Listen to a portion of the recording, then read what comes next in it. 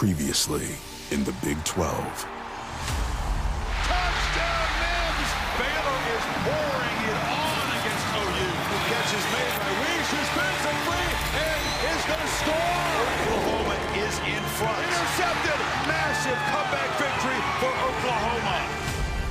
A historic comeback over a proud underdog.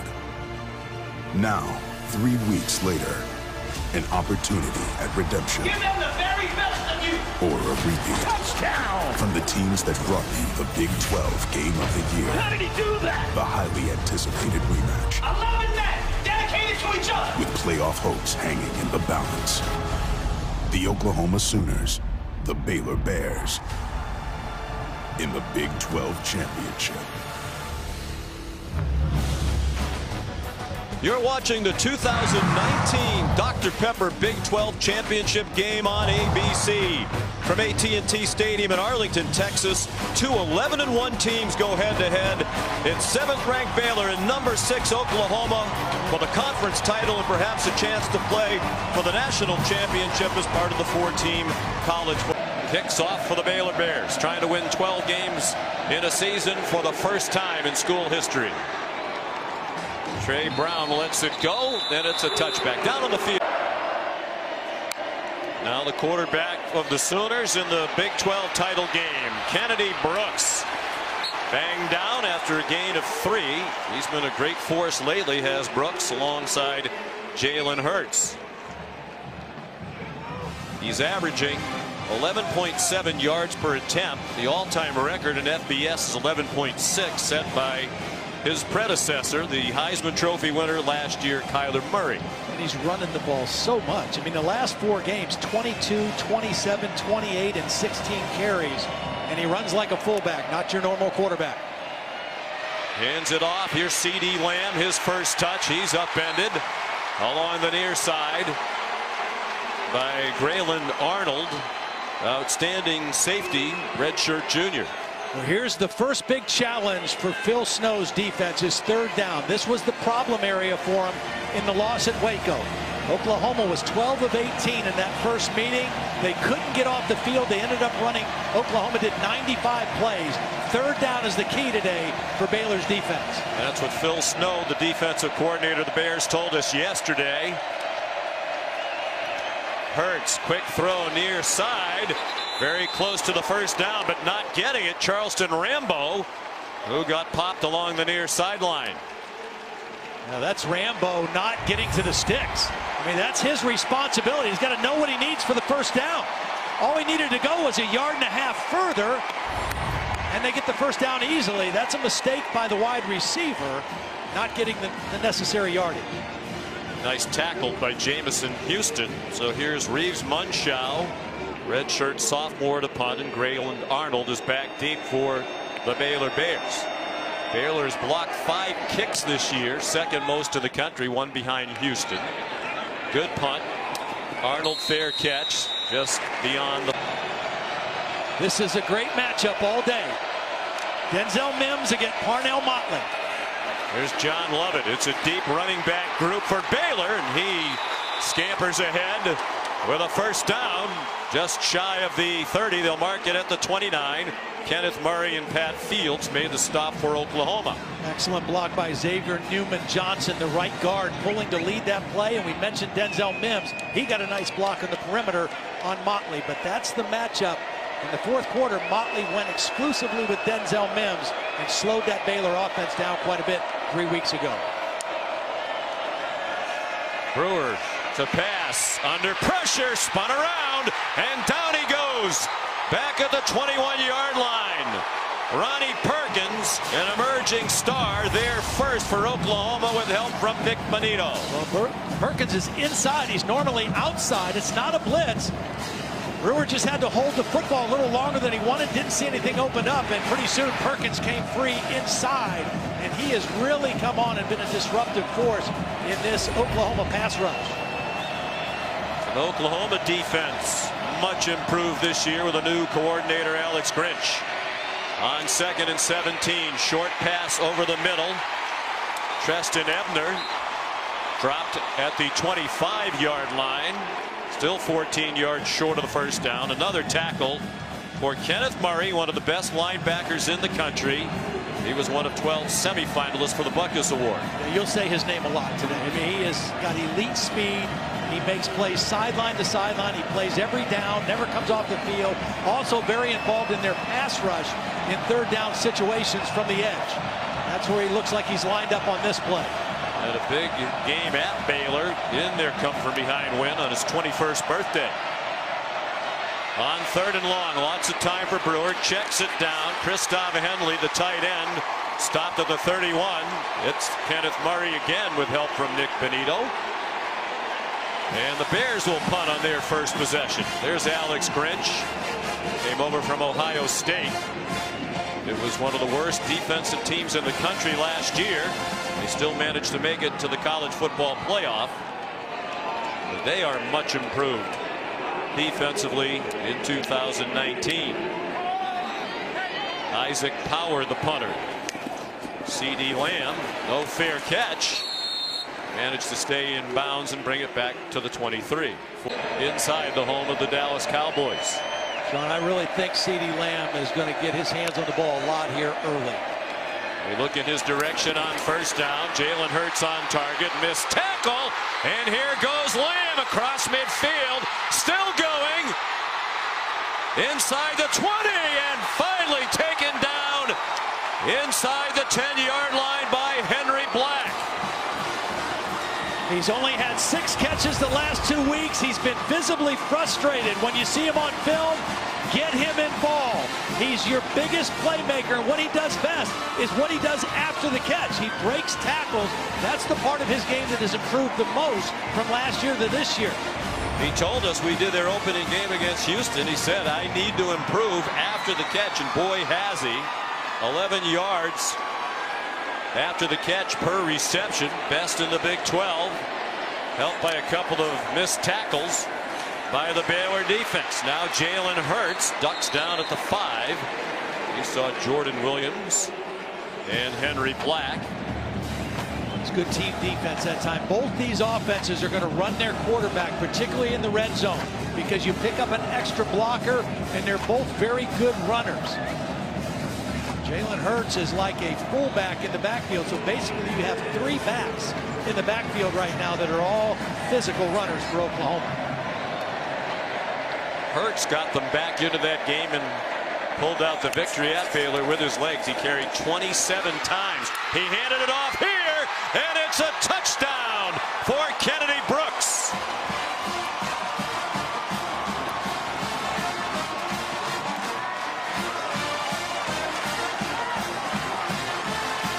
It's a zone read play, and James Lynch right here is going to come for the quarterback.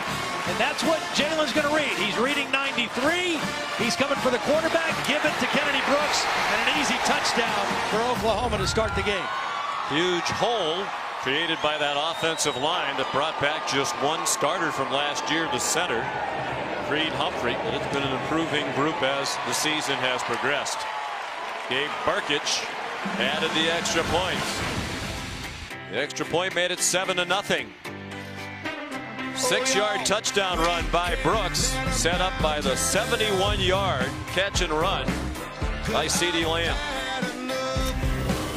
More than 133 yards per game. Gabe Burkich kicks off. Josh Fleeks, deepest for Baylor, and they'll take it at the 25. Tonight, they've been even better statistically. They're a scary team right now. And a huge favorite to win their 5th straight ACC title before Baylor could snap the ball a flag. Mike DeFee is the referee. Oklahoma, one of the things they do under Alex Grinch that's different, they like to stunt or shift late. False start. Offense, number 91. 5-yard penalty, first down. It caused a problem. It caused a problem when these two teams played the first time. That was the tight end Solon who jumped early. They've got to not pay attention to that movement because they do it very quickly right before the snap, and it can be very distracting. Charlie Brewer will go out of the gun on 1st and 15. Treston Ebner in trouble and stopped for a loss. Nick Benito's had an active start to this one. Parnell Motley, the cornerback, also helped. We mentioned they brought in Alex Grinch. Last year, 114th in yards per game allowed. As we like to say, triple digits. It's not good when you're on defense. Triple digits and everything. Worst in the country in pass defense, 129th, and this year all the way up to 22nd in the country in pass defense. Remarkable improvement by Oklahoma. Reputation this conference, they don't play any defense. They have this year. Here's Benito after Brewer, who escaped and runs out of bounds. Minimal gain. Got a couple out to the 21, but it'll be another 3rd down and long for Baylor. One of the things already that Oklahoma is doing different than the first matchup. Now the distance, down and distance, has something to do with it.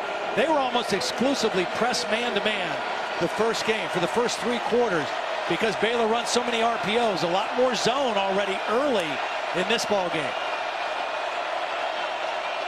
Baylor scored on its first 5 possessions, 4 touchdowns and a field goal, to score 31 points by halftime in that game in Waco against Oklahoma 3 weeks ago. Didn't score in the second half. Second possession here today. Another 3rd and long. Brewer incomplete. A little off target. Chris Platt went diving for it. Jaden Davis, a true freshman, had the coverage. Good coverage. It was a long throw all the way across the field. Pretty decent throw, but excellent coverage. We talked about C.D. Lamb getting involved offensively. Baylor's going to have to do the same thing with Denzel Mims. They've got to get him some touches with the football their next possession. There's Isaac Power to punt again. Redshirt freshman out of Castle Rock, Colorado. Not a good kick, although it takes a good bounce. And trouble for Lamb, who managed to gather it back in at the 39-yard line. Texas, the Big 12 championship game. Oklahoma leading 7-0. 3rd possession for the Sooners. Jalen Hurts managed to turn what looked to be a loss into a gain of a couple. Here's Holly.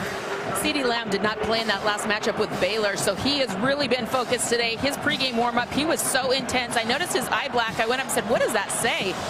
Nobody's safe, and nobody was on that opening drive where he was able to get them closer to the end zone. He's got a mission today to prove. A dynamic playmaker who really the last 2 weeks has had quiet games. And anybody that knows wide receivers knows that doesn't set too well in an explosive offense. You want the football, and he needs the football. Here's Kennedy Brooks breaking free again across midfield with a 1st down to the Baylor 45-yard line, where it was taken down by Jordan Williams. Watch the center, Creed Humphrey. He is just a devastating blocker, stays on blocks extremely well. Now this isn't Bravion Roy, this is his backup that he was working on, and Creed Humphrey got the better of that one. Oklahoma gets to the line quickly. Hurts down the middle, open man. C.D. Lamb again inside the 20. Well, Jalen Hurts told us when we chatted during the week, Lamb will make his presence felt, and he has done that very early here today. They tried to reroute him, but Lamb just kept moving with his quarterback. Jalen Hurts got out of the pocket. It was a 3-man rush, and he just waited until C.D. Lamb cleared. And that connection, the 1-2 punch, number 1 to number 2, off to a great start. 26-yard gain. Hurts 3 for 3, already over 100. With the big play, the 71-yard connection on the last series. Brooks again swung down to the line by James Lockhart, 5th-year senior out of Ennis, Texas, and a transfer from Texas A&M. You know, one of the best things that Baylor did throughout the game a couple weeks ago in Waco, they did not give up big plays. The biggest play in the game was a 32-yard run by Kennedy Brooks. They kept most of the plays in front of them. They just didn't do well on 3rd down. So far today, Oklahoma's already hit him with a couple explosive plays. 2 plays of 20-plus. That's 102 20-yard plays from scrimmage this year for Oklahoma, most in the country. It's C.D. Lamb, the receiver, lined up on the right. It's up for grabs for Rambo along the sideline, out of bounds, with Raleigh Tejada in coverage for Baylor. It's a good throw by Jalen Hurts over the outside shoulder. Tejada's just trying to work him to the sideline. Use the sideline as your teammate. Rambo goes up. And a good call. There's that right foot. The first foot down, clearly out of bounds.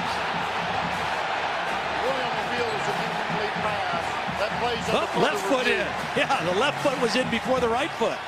They may reverse this. The Oklahoma fans think they will. Looks like the left toes touched down first, but does he have possession of the ball? I don't think he had secured the catch yet. The left foot did come down first, but it looked like he was bobbling the football as that foot hit. No question the left foot's down there first. Great look at it. From the first view we had, it looked like he had control, but on the second look, you're absolutely right. He does not have control of the ball. Now the other foot's out of bounds. Yeah. This call should be confirmed as incomplete. That's Bill Lamagnier, our rules expert, long time on the field referee.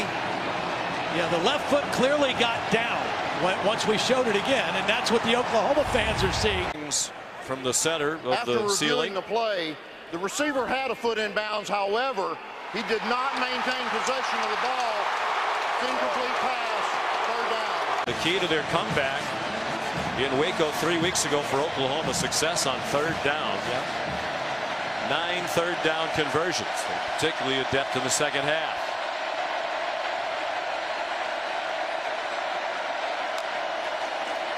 Jalen Hurts, three-man rush, and they get there. James Lockhart first. All three of them there, Lynch and Roy. That is their 21st sack this year when rushing only 3 men, by far the most in the country. Well, first of all, it takes 2 guys to block Roy. That's going to leave single blocking out here. Lockhart working on Proctor, and he gets there first. And those 3 defensive linemen, they're old, they're mature, they're all physical, and they are the strength of this Baylor defense. So here's Gabe Burkich, the only kicker in the country who hasn't missed a kick. Field goals and extra points combined. And the freshman is still perfect. 44-yarder. And Oklahoma has a 10-0 lead with 4:51 to go in the first quarter. Crew, delighted to have you with us for the start of this huge Saturday of college football. Short kick by Gabe Burkich after the penalty against Oklahoma. And it's going to give Baylor great field position. For Baylor, they have 1 first down. Run a total of 7 plays. The 8th is Brewer on the run. He really hurt Oklahoma early in that game in Waco 3 weeks ago when the Bears built the 28-3 lead. A lot of quarterback draw from Brewer in that one. A lot of quarterback draw, and then also just him going off schedule and running against man coverage. There was gaps that were left in the defense, and he was able to capitalize on it. John Lovett, the running back. He gets the call, and he gets stopped for a loss. Pat Fields up from the secondary.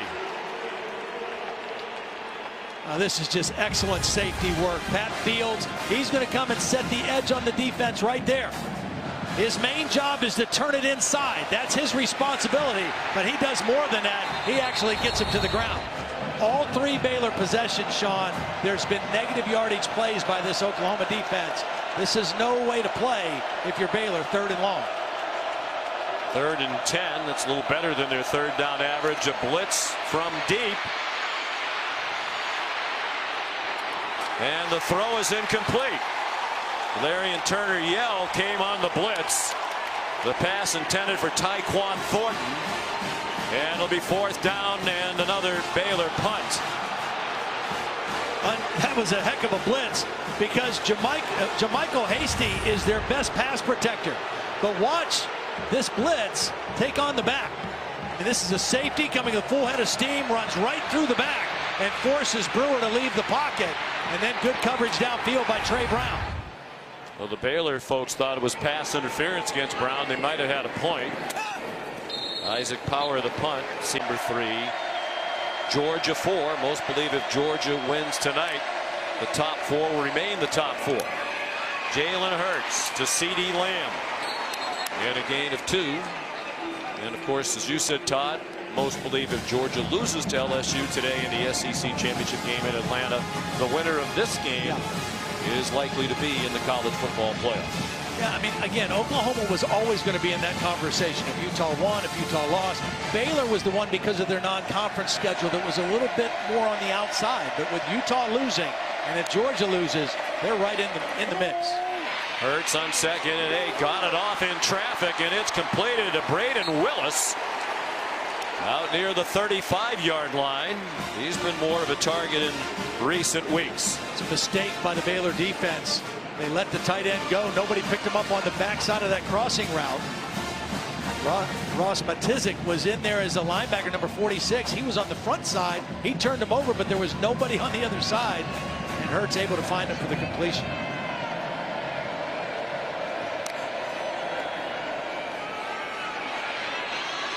Kennedy Brooks stopped at the line of scrimmage. And let's check in back in the studio with Cassidy Hubbard.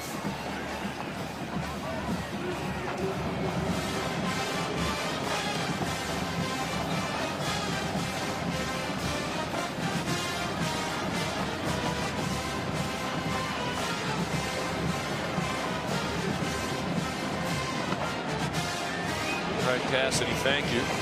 One loss this year for Appalachian State, probably kicking themselves. They lost to Georgia Southern. 2nd down and 10. Hurts sidestepped the traffic after the fake to Brooks. He was looking to throw, finally got forced out of bounds by Christian Morgan. And it'll be 3rd down and 8. Good pressure again by James Lockhart. Right now the matchup that's favoring this defensive line is Lockhart working on R.J. Proctor, who's kind of been back and forth as a guard and tackle. He's a grad transfer from Virginia. Eric Swenson was the normal starting left tackle. We've not seen him yet tonight.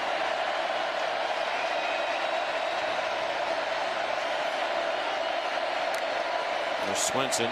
Doesn't look like he's going to play anytime soon. Brooks on the run, and they convert on 3rd and 8. Flags are down in the center of the field. They're going to get Proctor for a hold on Lockhart. Again, that's the matchup right now that Baylor is taking advantage of.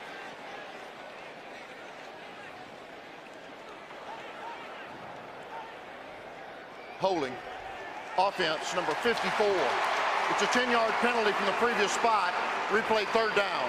Well, they're calling it on Hayes. I saw it on the left tackle as well. Take a look right here on the left side. Left guard, left tackle. See, I saw it on the top on Lockhart. They saw it inside with the grab on the jersey as Kennedy Brooks was running by. Could have called either one. So instead of a 1st down, it's 3rd and 18 and a flag thrown. Lincoln Riley signaling the plays into Hurts. He is the play caller as the head coach. False start. Offense, number 56. 5-yard penalty, 3rd down. That's on the center. Creed Humphrey, who is a sophomore, is one of 4 team captains. And we visited with Lincoln Riley last year when Humphrey was a freshman. He said this guy has everything you need to be one of the great centers of all time. Yeah, strong, athletics, got a wrestling background, so he understands leverage, and he's nasty. I mean, he just loves to finish blocks. He was the co-offensive lineman of the year in the Big 12 this season with Colton McKivitz of West Virginia. On 3rd and 23, Brooks again slides to the 26, but that's it. Blake Lynch made the tackle. Oklahoma will punt on what will likely be the first play of the 2nd quarter. The 1st quarter dominated by the Sooners. They have outgained Baylor 146-16. Munshaw to punt. And Baylor almost had another block kick. You wonder if they got a piece of it. It's so short. Great pressure by Christian Morgan. It takes a good roll for Morgan. Can't believe he missed it. I mean, he got a great jump coming off the edge, and just he can't believe he didn't get this football. Timed his jump, just missed it. Obviously that timeout allowed the Baylor special teams to kind of figure how do they want to attack this punt, and that was a chance for a huge momentum swinging play. You wonder how he missed. He certainly can't figure it out. Since the start of 2017, They've blocked 14 kicks.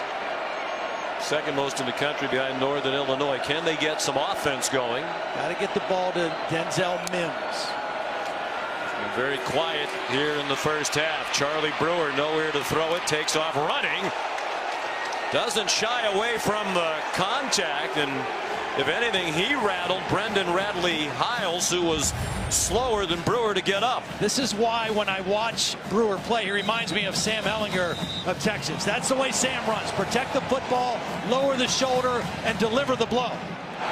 Now, he did get his bell rung a little bit a couple weeks ago when they had to take him out at the second half of the Texas game, and he only played a half a game against Kansas. Radley-Hiles took the worst of that confrontation, though, on that play. When the officials directed him to the sideline to get checked out by the medical people. He's a key component of that improved defense. Was removed for observance of a potential head injury. Second down. And this Justin Broyles has come in for him, number 25. You know, that was a fierce collision, and this time and delay is probably good for Brewer also to make sure there's no cobwebs with him either. That was a violent hit in the middle of the field. Radley-Hiles seemed to be answering the questions pretty adamantly as if he believes he's okay. Brewer's going to run again and does not get back to the line of scrimmage. K9 Kenneth Murray made the tackle. There's a collision again well after the play. The Oklahoma folks think it was incidental. Well, Khalil Keith is going to pull to lead on the quarterback, and he goes right by Kenneth Murray. He's going to pull. He's the lead blocker. Here's Murray. He goes right by the blocker and right into the backfield to get Murray or Brewer. Khalil Keith has to recognize the speed of Kenneth Murray on a play like that. Another negative yardage play for this much improved Oklahoma defense, and that guy right there is the big reason. Having a heck of a football game so far. Third down and 3. 2 minutes gone by second quarter. It's been all Oklahoma, leading 10-0. Brewer changing direction, running out of time, and Murray clubbed him to the ground back at the 32-yard line. And Brewer very slow getting up off the field right now. Oh boy. Definitely wobbly as he got up, and they'll need to put him through the evaluation. That's his family. Well, Murray was on the other side. He was going to cover the back, and as soon as he saw the quarterback scramble, you see that elite closing speed. I don't think it was the hit as much as it was hitting the ground. It looked like his head hit the ground pretty hard as he got taken down. Isaac Power, and a fair catch of his punt by C.D. Lamb. The new system, as much as anything else, French said it was about changing the attitude. Jalen Hurts over the middle and incomplete at the 45-yard line. Big play by Chris Miller to knock it away from Lee Morris. Chris Miller, when we talked to Phil Snow, he said, I love the way this guy plays. He plays so fast. Now, sometimes he plays a little reckless. He had 3 targeting fouls called on him this season, but he plays with a chip on his shoulder, and he plays 100 miles an hour, and he made a big play there. Because of the 3 targeting calls, he was suspended for their game at TCU. Part of the veteran defense. They have only one underclassman starter on the defense. Kennedy Brooks across the 39 with a yard to spare to pick up the first down.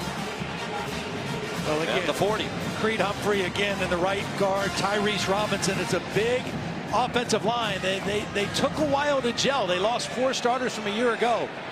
Playing their best football right now, particularly in the run blocking part. All 4 of those lost starters were drafted in the first 4 rounds of the NFL. Look out!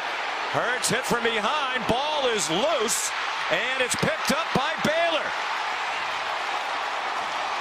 Now Rel Bernard has the ball. James Lynch knocked it out. Now the question is it a fumble or a forward pass? He was trying to throw the football, but that ball came out right away. Hear the referee, Mike DeFee, say the ruling on the field, a fumble recovered by the defense. You can see Lynch winning his one-on-one against Ely. Jalen Hurts did not see the pressure coming. He was loading up to throw the football.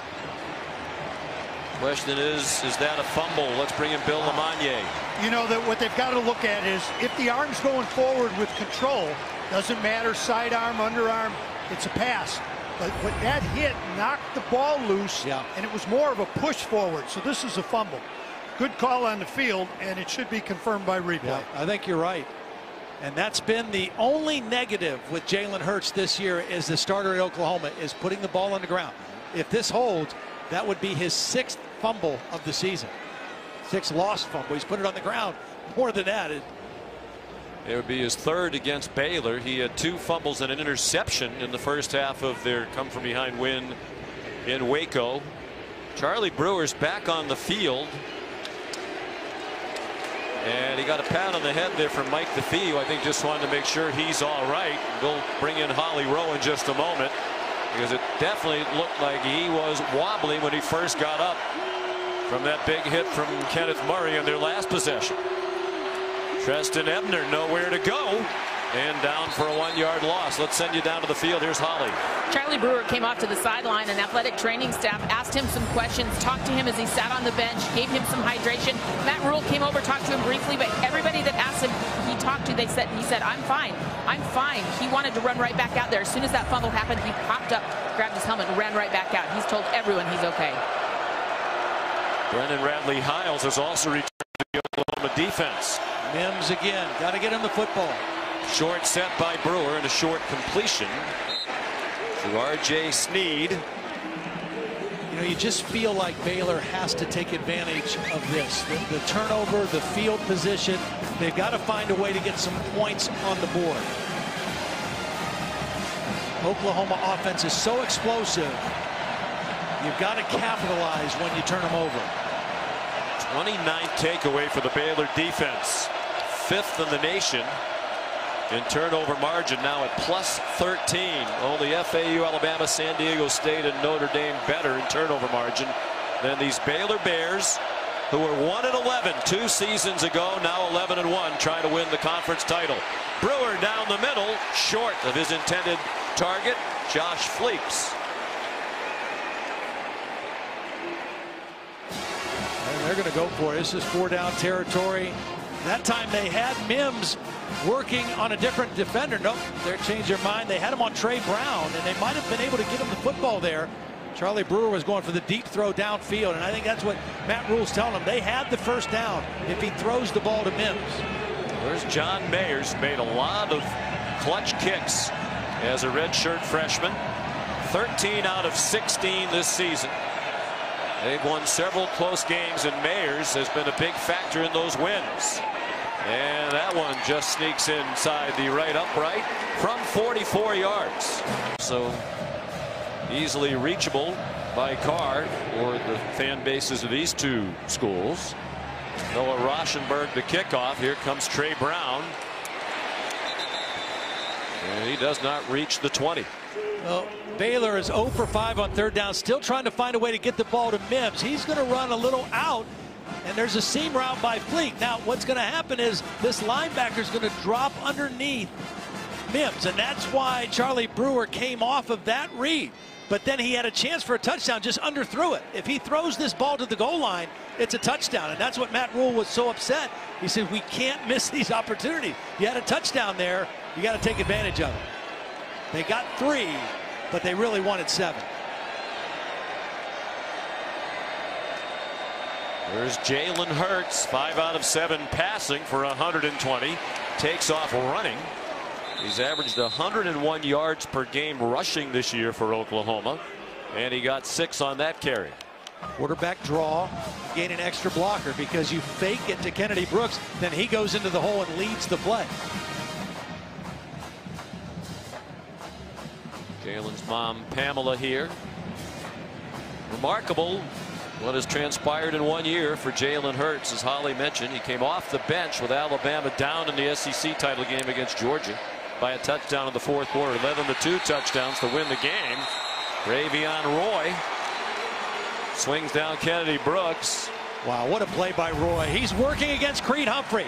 But watch how quick this 6'1", 333-pound guy is. He gets skinny. He goes right between the center of the guard into the backfield. He is the anchor of this Baylor defense. He is a handful because of his quickness and power. Perhaps now some chance for momentum for Baylor.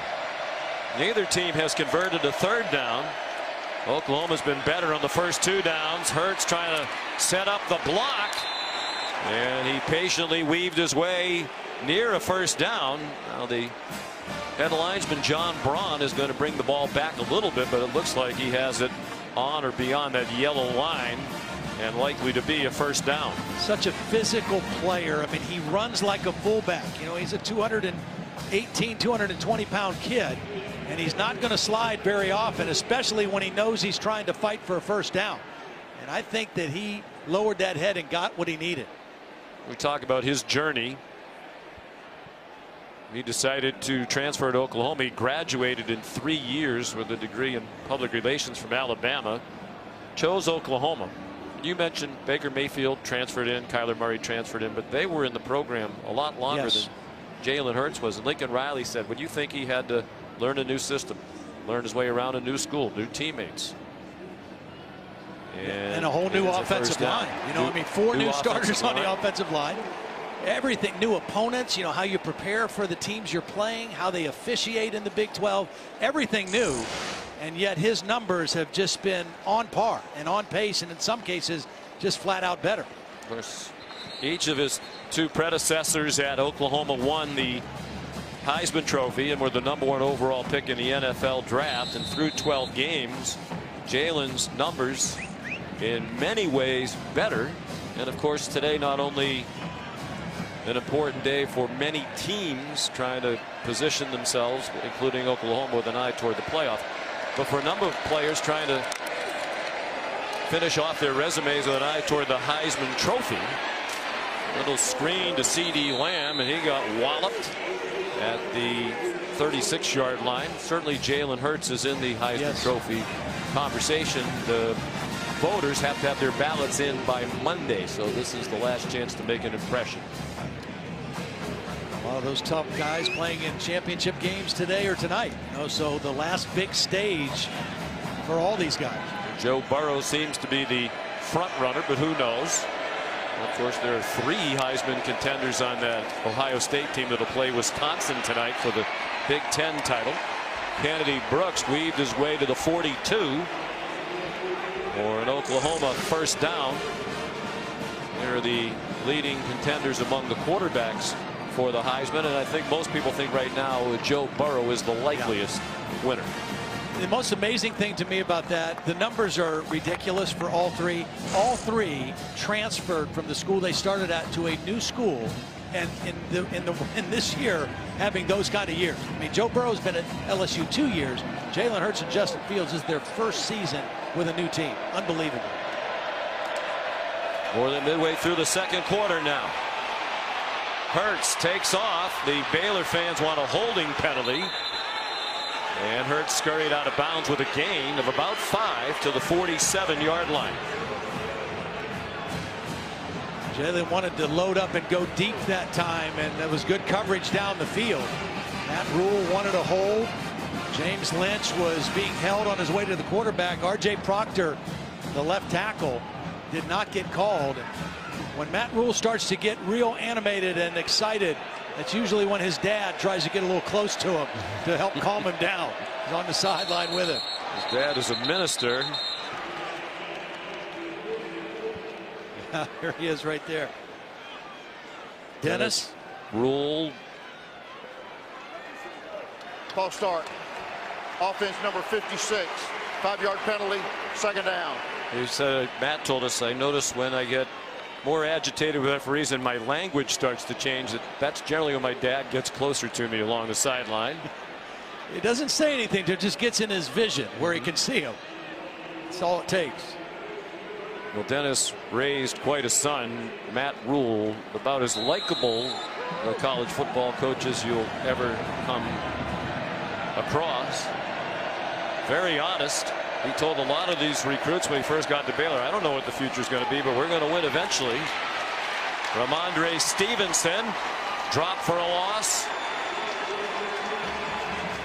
Really nice play by Blake Lynch. Blake Lynch was the outside linebacker setting the edge of the defense. And when you say that, that means you've got to keep your outside arm free and not let anything get outside. You've got to force everything back inside.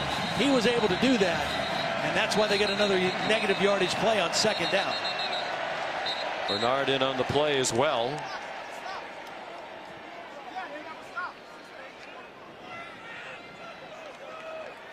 Well, so far in this ball game, Baylor's defense doing a better job on third down. Game clock to 6:32. 6:32 and wind it on my signal. Again, the Sooners were 12 of 18 on third down in Waco 3 weeks ago. They're only 1 of 4 today. And now third down behind the sticks, third and long. This should be a 3-man rush with 8 dropping, trying to force an underneath throw, but always being alert for the quarterback scramble. Here is that 3-man rush. They didn't pressure Hurts. His throw's too high and incomplete, intended for Parnell Motley. Or excuse me, Jaden Hazelwood. And big hit at the end of that incompletion by Terrell Bernard, the middle linebacker, who was dropped very deep in coverage. Rush 3. You trust these 3 defensive linemen to create pressure. And there's a hit by Bernard after the high throw, incomplete. Reeves Munshaw on the punt for the 3rd time. And a false start here against Oklahoma. False start. Kicking team number 6. 5-yard penalty, 4th down. Charlie Brewer hurrying to the locker room. The 5th penalty now on Oklahoma in the ball game. 40 yards worth. Only 1 penalty for Baylor. Munshaw took over for Austin Seibert, who handled all of the punting, place kicking, kickoffs the last 4 years for Oklahoma. This was a question mark at the start of the year, but Munshaw has been phenomenal in the word of Lincoln Riley. Here's Graylin Arnold, lost the ball as he was tackled, and the Bears got it back at the 19 yards of offense. And they have a new quarterback. Here's Gary Bohannon, redshirt freshman from Earl, Arkansas. You saw Charlie Brewer run to the locker room, and we have not seen him back on the sideline yet. Bohannon, experienced backup. They've used him in a lot of situations near the goal line, almost as a wildcat quarterback. He comes out throwing, and it's incomplete, intended for Christoph Henley. Here's Holly. Well, guys, Charlie Brewer got up and was unsteady walking to the sideline. He told everybody he was fine. He was briefly examined by athletic training staff and went back and played. But Mike DeFee, the head umpire of this crew, went to Matt Rule and said, I think we need to take another look at this kid. They have done more evaluation on the sideline. They have now taken him into the locker room for further head evaluation. All right, Holly, thanks. That's smart. I mean, it's definitely smart to be safe in this case. Especially given that he was clearly staggering when he got up off the field. There's Bohannon, as we mentioned. He's a good runner, and he's powerfully built. He made a mistake there. Yes, he ran out of bounds, a yard short of the line to make. Rather than try to get that extra yard and get the first down. He's 6'3", 221 pounds. Yeah, I get running out of bounds and protecting your body when you can, but he's got to get that first down. Now, the good news for Baylor, he played half the game last week against Kansas and almost the entire 4th quarter against Texas. So he's played in some critical moments, particularly in that Texas game. Hands it off. Good hole for John Lovett. And a first down. Will they give him that extra yardage? It appears they will. They're going to mark it at the 41, so he wasn't down on the original contact. Really nice block by Connor Galvin. Watch number 76, the left tackle, just collapse this side of the Oklahoma defense. That time they caught Oklahoma in a late stunt, and it played into their favor. Oklahoma doing a lot of movement with their front. It's been effective. That time it hurt them.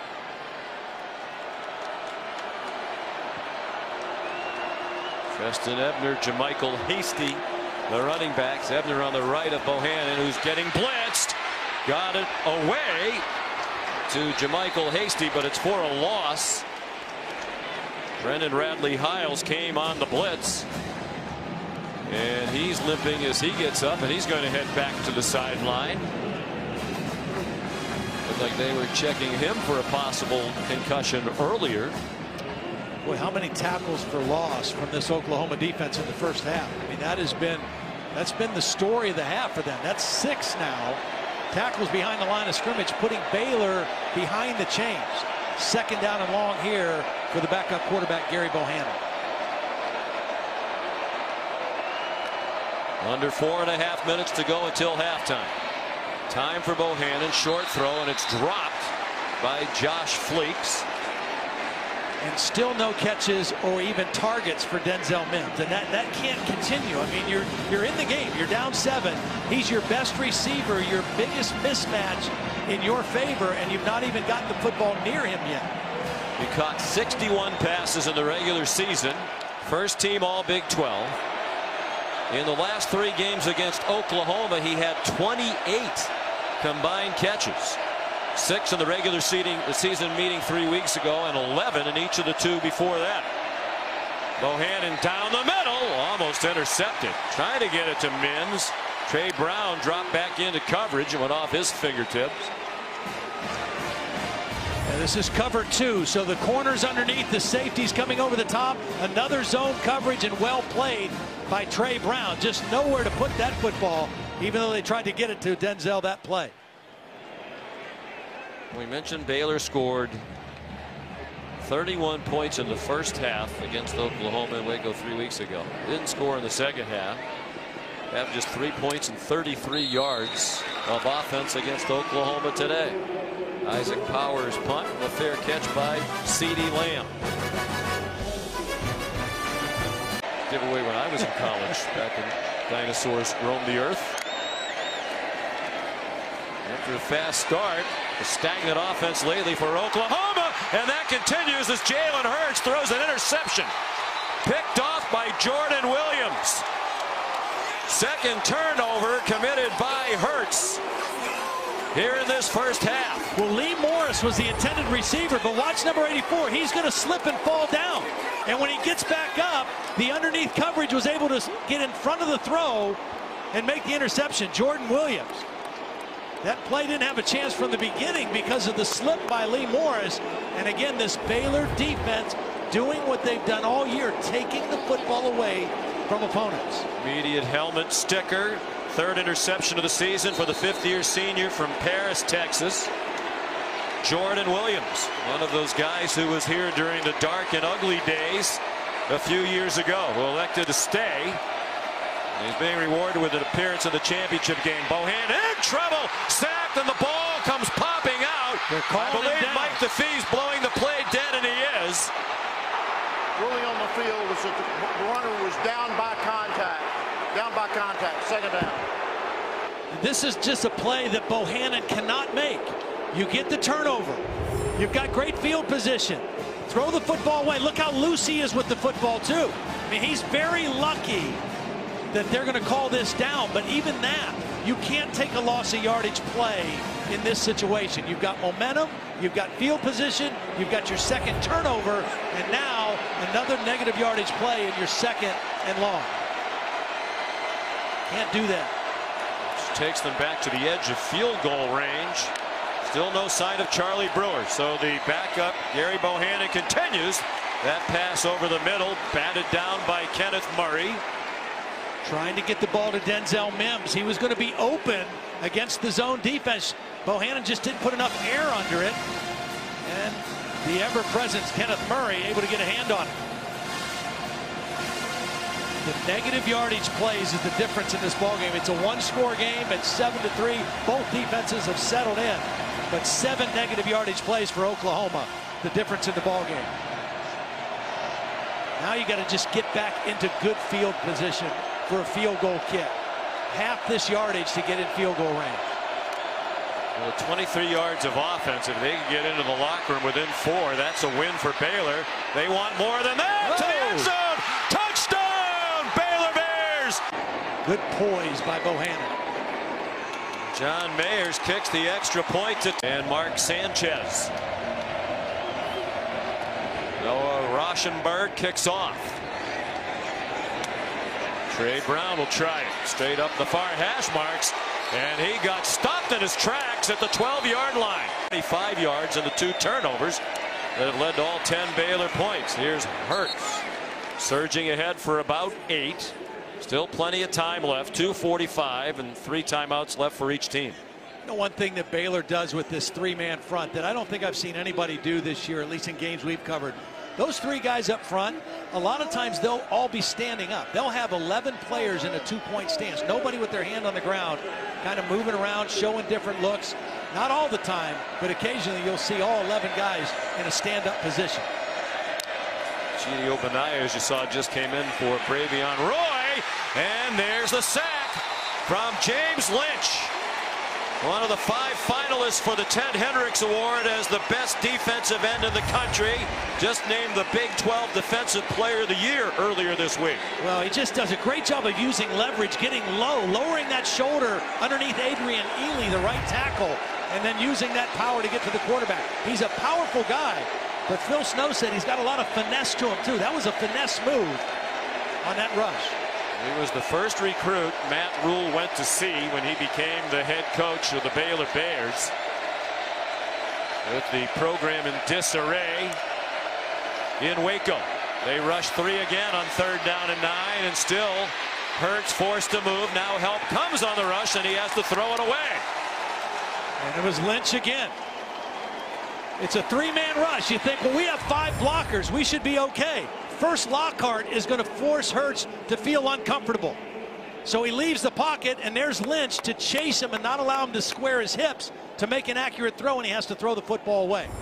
This defensive front for Baylor is the strength of the team. He's the all-time sack leader at Baylor. There's Reeves Munchau on the punt. For as bad as it's been on offense for the Bears here in the first half, they have an excellent chance to grab the lead. They've gotten over the hump on both of those today. No Trey Brown at cornerback, injured on the last kickoff return. Gary Bohannon, we mentioned he's an adept runner. He got to the Oklahoma 45-yard line. It's the freshman Jaden Davis. Not ready. They lined up quick, went quarterback sneak to get the first down. Right now, Baylor's got the momentum. They've got 3 timeouts, a minute left. They're going to get the ball to start the 3rd quarter. Can you imagine if they could go into the locker room leading the way this game started? They have 69 yards of offense, now 70 as the official stats monitor is updated. Plenty of time for Bohannon, throws it into a crowd. That had no chance. That time perhaps trying to force it into Mims to get him involved in the action. See, I think it's hard throwing it to him down the field. I think they've got to throw a tunnel screen to him or get it to him on a reverse, something where he can touch the football, because right now down the field, Parnell Motley is kind of owning it. He's doing a great job, and he's taking on that challenge of covering the best receiver. 44 seconds to go in the half. The game tied at 10. The Big 12 championship game. Bohannon pulls it down and gets pulled down. Good tackle by Jalen Redmond. Talented redshirt freshman. He's been questionable all week with an undisclosed medical issue. It's not related to blood clotting issues that he had in the past. 3rd down and 11. Pressure brought by Oklahoma. The backup quarterback Bohannon just throws it straight up in the air, and it is caught by Tyquan Thornton. Sean, this is a case of a freshman cornerback, Jaden Davis, who has no idea the ball's in the air or how to make a play on the ball. That ball was thrown up for grabs. I mean, it looked like a punt. Baylor takes their 2nd timeout. 1st and 10 at the 11. 1 timeout left in the half now for Baylor. Dominated for much of the half, but poised to take the lead. Can't take a sack. Bohannon. Can't take a sack. Boy, he has made some plays that have not looked very pretty, but they've been effective, and that time it was effective just to get the ball away. You're in a good situation here to take the lead at the end of the half. You got 23 seconds, you're in field goal range, and you've got that one timeout in your back pocket. What you want to try to save so you don't have to run your field goal kicking team out in a hurry-up situation. Was 3 for 9, but he threw the touchdown pass to Thornton. His second career touchdown pass. He's a redshirt freshman. 2nd and 10. Play fake to the end zone. Broken up. Intended for R.J. Sneed. And Delarian Turner-Yell had coverage. Great play by Turner-Yell. I mean, that was a good throw, and I thought it was going to be a touchdown. It's single coverage. There's a blitz coming from the secondary, and a beautiful play by Turner-Yell getting a hand around and knocking the ball out. Good news for Oklahoma. Trey Brown is back on the field. Starting cornerback. He had the signature play of their win in this Big 12 title game last year against Texas. A corner blitz. Sam Ehlinger never saw him coming. Resulted in a safety. Got Mims on Motley up here in the top. Bohannon looks in that direction, throws it too deep. Out of the back of the end zone. And they'll send the field goal team on to try to take the lead for the first time with 12 seconds to go in the first half. Really good situational defense by the Sooners that time. They had their backs against the wall. They gave up the big play, and then they buckled down in the red zone. Got a nice play by Turner-Yell on 2nd down, and then Motley doing his thing on 3rd down to force a field goal instead of giving up a touchdown. Now the redshirt freshman Mayers, who connected earlier from 44. This is a 28-yarder for the lead. And what a year he had. Extended period of scandal. And boy, if they dug out of that a lot faster than most thought was possible. Charleston Rambo back for this kickoff after Brown was injured on the kickoff return not long ago. Rambo reported that Brewer had to go for more evaluation. We haven't seen him since. And that's the biggest story of the second half. Once we find out what the deal is with Charlie Brewer, that will dictate how Baylor tries to play. In half, Gabe Burkich, the redshirt freshman, kicks off. And it's a touchback. A moment ago, Holly minus 0.3 yards per play on 1st down. And right on cue, Josh Fleeks dropped for a loss by Delarian Turner-Yell. Well, they've and now they've got to figure out how to do it in spite of their offense. Bohannon elected to keep it. And as he turned the corner, he got hit hard by Pat Fields. Not the biggest defensive back in the country at 5'11", 192, but he's delivered a couple of big hits. Another 3rd down and long situation. Both teams struggled on 3rd down in that first half, mainly because of long yardage situations. So now your backup quarterback with a very difficult 3rd down play pretty far back in his own territory. He's got to be smart with the football here. Gary Bohannon played in 8 games in the regular season. In relief of Charlie Brewer. Forced backwards, throws it over the middle dangerously again, and it's batted away by Trey Brown. There is a flag down. Neville Gallimore had good pressure on Bohannon. Holding. Offense number 55. That penalties decline. 4th down. Well, they got the call on the right guard. Watch as the stunt comes in here. That's where the holding's going to be called on Xavier Newman-Johnson. He reaches out and grabs. Gallimore's the guy that got the pressure, and it's such a dangerous throw. Just said you got to be smart with the ball. That was not a very smart decision by Bohannon, but he got away with it. He's gotten away with a few in his limited time in this game. Isaac Power will punt. Got the feeling if Bohannon continues to throw it up for grabs, it's just a matter of time before it hurts Baylor. The bench. It was on 3rd down and 20. The first play of the second half for Oklahoma. Kennedy Brooks around the corner and out of bounds with a gain of 4. You know, the MO for this Oklahoma offense down the stretch has been to really rely on the running game between Kennedy Brooks and Jalen Hurts. You wonder if in this second half they're going to try to get that established a little more effectively, see if they can wear down this Baylor defense. Jalen Hurts Sidestep the rush, throws on the run, open man. Charleston Rambo taken out of bounds. But with a first down for Oklahoma in the Baylor territory at the 46. Beautiful job by Hurts eluding the pressure. They had Lockhart working on a running back on that protection, and Hurts alertly saw it and was able to slip in around it to get protection. Hurts checks it down to Kennedy Brooks. And he is stopped at the 42. Here's Holly. A developing story for this Oklahoma offensive line. They are without their right tackle, Adrian Ely, who I saw go to the locker room just before the half limping. He has been battling a knee injury. So in comes Eric Swenson, number 77 at right tackle. He's been banged up as well, hasn't played the last 2 weeks. But they are really running out of guys on this front for Oklahoma right now. R.J. Proctor playing left tackle today, largely because Swenson couldn't go at the start. At least they didn't want to play him. He's had a shoulder injury reportedly. Jalen Hurts stopped at the 40-yard line. It'll be 3rd down and 4.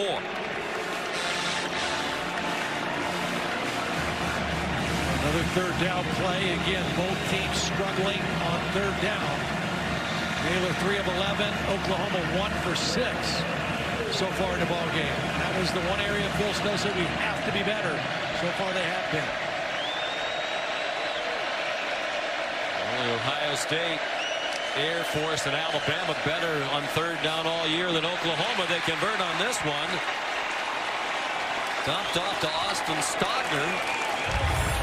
And that's a first down inside the 30-yard line at the 28. Beautiful design. Different formation. They're going to slip Stogner right out this way. They're going to play fake, show run, and slip the backside running back out. And it kind of fooled the Baylor defense. Excellent design on that 3rd down play by Lincoln Riley. Stogner, true freshman from just up the road in Plano, Texas. Very highly recruited. Top 100 recruit in the country. Jalen Hurts back across the line of scrimmage. Baylor defense has done a lot of things well. And one of them is stop the run from Jalen Hurts now.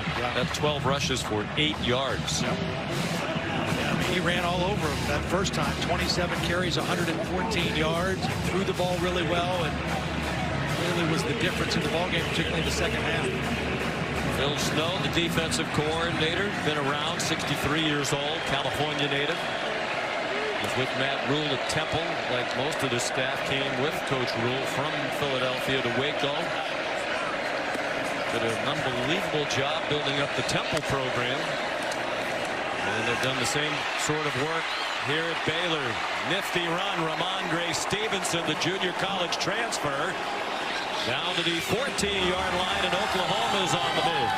Watch the center again, Creed Humphrey. Little zone play. Watch him get to the next level. Get the block on the inside linebacker, Bernard. Sizes him up, squares him up. And Stevenson runs right behind that block.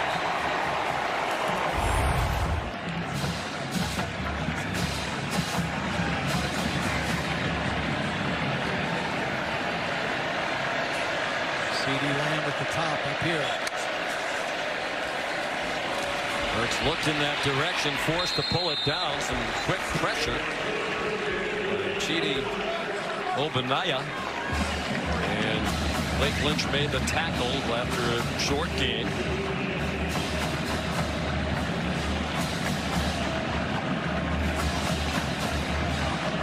Holly was reporting on the changes with that offensive line. Bill Beatonbow is one of the best offensive line coaches in all of college football. Last year, this offensive line won the Joe Moore Award, outstanding, and he's had to kind of piece it together all season. Hurts takes off and gets stopped at the 10. The ball squirts out, but I believe the official on the near sideline is calling it down. The line judge, Frank LeBlanc. Bruno feels that the runner was down prior to the ball coming out. It kind of looked like his left knee was down before it came out, but again, the only negative trend, actually, his arm was down as well. But putting the ball on the ground, just for Jalen Hurts, that's just been too much this year. Had a brilliant year, but that has been the Achilles heel for him so far. Come in spurts, as we've seen today. He's turned it over 5 times in the 2 games against Baylor. Lofts it up, but there are whistles stopping the play.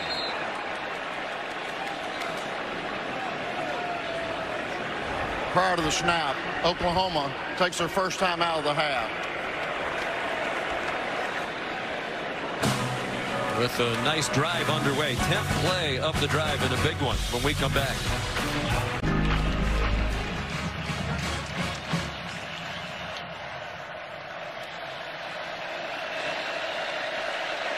Third down and 8 for Oklahoma, trailing 13-10. Jalen Hurts with great patience, and now he runs down to the 6-yard line. Short of the first down, and they're going to send the field goal team out to tie it. It was a good stop by the Baylor defense. They needed a stop there. It was a pretty decent drive going. And they bowed their neck, just like we've seen Oklahoma's defense bow their neck. I mean, both defenses have played outstanding. For Oklahoma, it's been creating negative plays. And for Baylor, it's been critical stops on third down and takeaways. Burkich made all 15 field goals this season, and now 16 as he connects from 24 yards. That's the longest field goal streak to start a career in Oklahoma history. Tied at 13 in the Dr. Pepper Big 12 championship game. In the game for the first time. Oklahoma for the 11th time, trying to win it for the 10th time. Burkich. His kick, he was coming off back-to-back 10-win seasons at Temple, but Matt Rule embraced the challenge. 1-11 his first year, 7-6 last year, 11-1 this year. As we mentioned earlier, the first Power 5 team to win 11 games within 2 seasons of losing 11. And rumors now that he's built this up, that NFL teams have interest, and certainly they do. Other colleges might. He said, you know what? I didn't stick around at Temple long enough to really enjoy the fruits of that labor. My family loves it in Waco, and he has a good thing going there. I didn't get the sense he's in any hurry to leave. On 2nd and 10, Gary Bohannon throws incomplete, trying to get it to Chris Platt. I think the same thing's true for Lincoln Riley. You know, it seems like every year this time of year, everybody starts talking about him going to the NFL and what a great fit he'd be. And right here. Yeah, right. Well, most of those rumors about will Lincoln be the next head coach of the Dallas Cowboys, and that was ongoing before this season even began. It's louder now, obviously, with the speculation about Jason Garrett's future getting louder and louder. Very bright young coach. Historically, one of the best starts to a career in college football history. He's 35-5 as the Oklahoma head coach, defending 3rd down and 10. Ronnie Perkins puts the pressure on. And Bohannon, to me, Todd, just looks like a guy who's a little jittery. He understandably is, so. And he's a little limited. You know, I don't think he's seeing the whole field. I think he's looking 1 or 2 places. Jacob Zeno, the 3rd string quarterback. He actually played last week against Kansas because Bohannon got banged up in that game. And so he got some playing time and mop-up duty. But they like both these young quarterbacks, but they're in a tough spot right now against this Oklahoma D. Regular long snapper Ross Matisic is back in there. He was out for a while, and his stand-in for Rodoni handled the snap. 4-hour special starting at noon Eastern tomorrow on ESPN and the ESPN app. Tied at 13 in the Big 12 title game. And Jalen Hurts runs out of bounds after a 2-yard pickup. Here's this week's college football rankings, brought to you by AT&T. As we mentioned, Todd, when we came on the air, with Utah losing in the Pac-12 title game to Oregon last night, that takes them out of the equation. We both believe if Georgia loses tonight to LSU, the winner of this game, Oklahoma or Baylor, will be in. Yeah. Yep, that's what we thought coming in, and now this game is taking kind of a funny twist to it. Well, that is the question. It's been kind of an ugly game. You wonder about style points, if that's important in the committee room, if it comes to an evaluation of one of these teams. Nick Basquin the catch, short of the first down. Here's 3rd down and 2 as we approach 6 minutes to go in the 3rd quarter. Words rarely spoken at the Big 12 title game. A defensive battle. Braylon Arnold made that tackle and stayed on the sideline. They're looking at him right now, and they're helping him to the bench. at the end of that play. He's one of their starters at safety, the field safety, a very important position in their defense. He's a stalwart, redshirt junior, 25th career start. J.T. Woods is in for him. Jalen Hurts throws, open CD Lamb, out of bounds, first down in the Baylor territory at the 49-yard line. They brought CD in motion. It was only a two-man route. That was seven-man protection, trying to protect the quarterback, Jalen Hurts. And they sent Lamb out on a wheel route, and he was open on the sideline. They got him the football. 5 catches. All 5 times they've targeted him, they have completed the pass. He had a big 71-yard catch and run in the first half. Here's another big run. Ramondre Stevenson up and over. It was Chris Miller who sent him into the air, but it's good for a 17-yard run to the 32.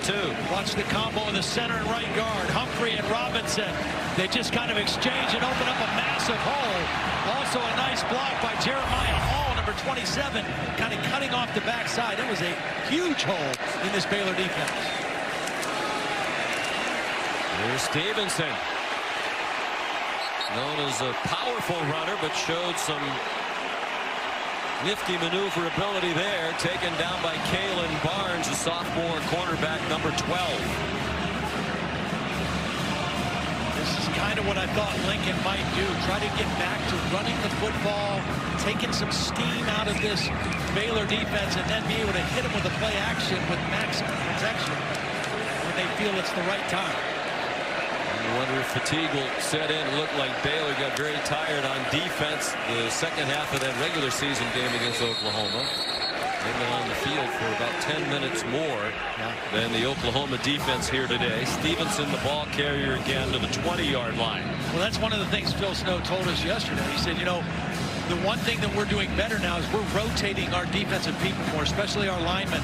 Those guys played upwards of 75 plays in that first game because we couldn't get off the field on third down, and we did wear down, especially our big guys up front, so we have to rotate. So they've been doing that tonight. They've been trying to keep those starting 3, Lynch, Roy, and Lockhart, fresh as they possibly can. Kennedy Brooks back in that running back. Design run, it seemed, for Hurts. Broke one tackle, but couldn't break free from the ankle tackle of Chidi Obanaya. T.J. Franklin, one of those subs, the true freshman out of Temple, Texas, was the first guy to slow him up, and a nice move into the backfield to bring up another third down situation.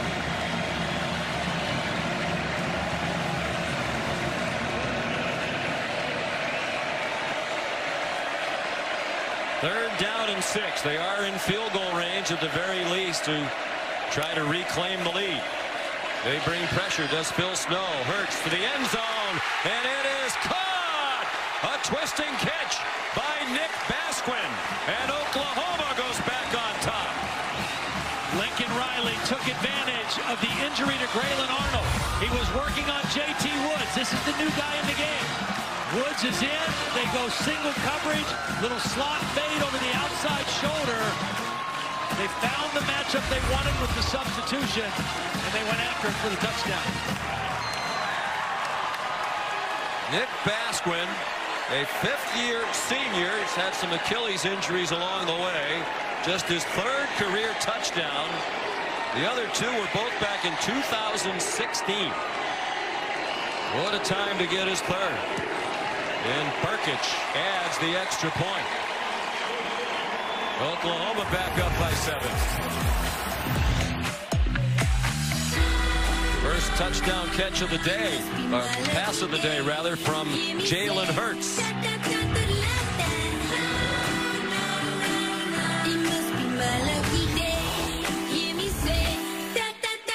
Coaches, or you can keep it right where you are. This is turned into a entertaining football game, especially if you like defense. A lot on the line. Jermichael Hasty brings the kickoff back for Baylor across the 30. Here's Cassidy Hubbard.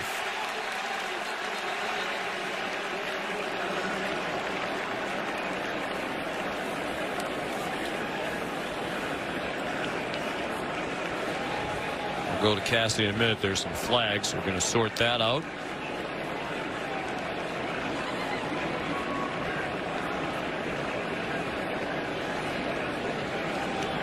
Didn't Mike DeFee used to be your workout partner? Yeah. You used to train with him. So.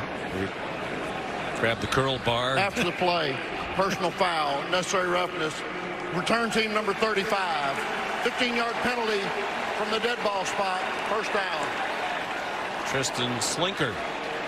Now here's Cassidy Hubbard. How about that, Todd? Yeah. Lane Kiffin widely reported to be heading to Ole Miss. Yeah.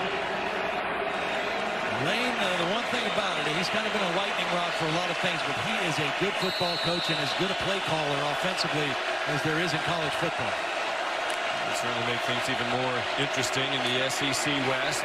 Here's Gary Bohannon. Have to find some offense, right? I mean, they got to figure out something they can do with this guy at quarterback. That's probably their best first down play they've had all game. They've got to find some things that he can do, that he can be comfortable with, and try to get themselves in some third down situations where it's 4 yards or less. Because he's not going to be able to make the plays you need consistently on 3rd and 7, 8, 9, 10. You got Ford on the run. He used him a lot as a runner this year. He handed it off to Jermichael Hasty. And that's a first down. They had just 1 yard of offense in this quarter. Prior to this possession, that's a 13-yard run for Hasty, another fifth-year senior. Well, watch this, man. He's just going to get up the field too far. And Hasty's going to slip right inside of him. There's nobody blocking him. And then Kenneth Murray, who doesn't miss many tackles, took a bad angle and missed it. By his hair, which is legal. Crowd's just seeing that replay now and responding to it. Another negative yardage play on first down. Hasty tackled more conventionally that time by David Ogwebo. Just joining us, Charlie Brewer, the starting quarterback for Baylor, left the game in the first half. Took a hard hit from Kenneth Murray. His helmet hit slammed off the turf. He actually returned to the game briefly, even though it was clear he was wobbly when he got up from that hit. Taken for further evaluation and has not returned since. Bohannon tackled around the legs by Kenneth Murray. Todd, I do think the Baylor people at the end of the game are going to have to answer some questions about why Brewer went back into the game so quickly. Yeah, you know the kid's going to want to go back in, and he's always going to say he's fine and wants to play and wants to compete. But, yeah, that'll be interesting as they sort that out. And this is not a good sign for Oklahoma fans or Alex Grinch, his best player on the field. Kenneth Murray down. We'll be back in 30 seconds. On third down, the majority of them have been this kind of down and distance. The last play by Murray, 11 tackles for a loss today by Oklahoma. Another area in which they're much improved over the past. Looks like Murray's okay now, standing on the sideline. Bohannon sacked. Jalen Redmond got enough of him to get him down at the 28-yard line.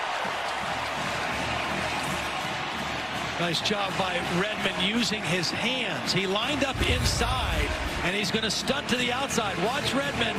He's right here. He's just going to move this way, but watch him use his hands to get free of the block. The left guard, Khalil Keith, trying to block him. He did a nice job just fighting around the corner and getting to the pressure. Isaac Power, short punt. And it takes a bad bounce for Baylor. Just about 10 yards back in the wrong direction for the Bears, and it goes out of bounds at midfield. Take a shot down the field and see if they can put a dagger in. There's Kennedy Brooks. Popped to the turf at the 44 on what will likely be the final play of the third quarter. That's the end of the third quarter. Second down and 4. Oklahoma at the Baylor 44, leading by 7, trying to win their 5th straight Big 12 title. And that play goes for a loss. Kennedy Brooks stopped by Jordan Williams, and here's another very big third down play. Yeah, you almost get the feeling, Sean, the way this game is going, that if the Baylor defense can't get another turnover or really flip the field in a major way, it's going to be hard to win. Didn't look like they were lined up and ready to go, but they're putting pressure on Hurts, who dumps it off to Kennedy Brooks with all kinds of running room down the far side. Just a beautiful job by Hurts, buying more time, just patiently stepping away from Lockhart. Lockhart's going to get inside pressure, and Hurts doesn't panic, just kind of drifts away, and then finds his dump off to Kennedy Brooks. 19-yard gain. Oklahoma's won 51 games in a row when leading after the third quarter. Trying to make that 52. Brooks stopped at the 23. The last time they lost a game when leading after the third quarter was back in 2014, December that year. Led Oklahoma State by 14. Entering the fourth quarter, lost in overtime.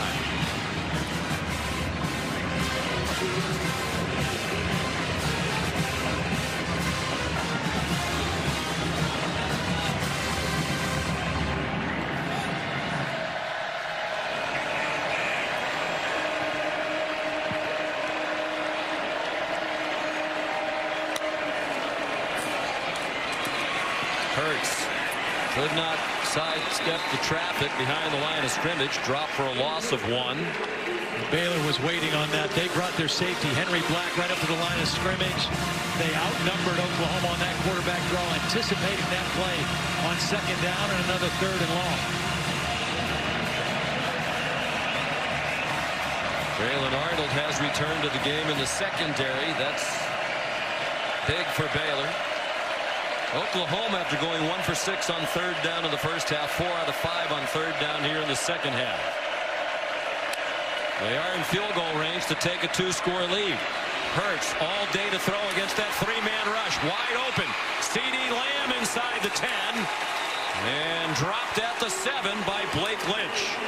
Great job by C.D. Lamb recognizing coverage. He saw zone coverage, so instead of continuing to cross the field, he sat down right in the middle. Watch C.D. Lamb. When he sees the zone, he's going to settle down right there in the middle. Turn his numbers to the quarterback, not run through the coverage, and Hurts able to find him for the first down.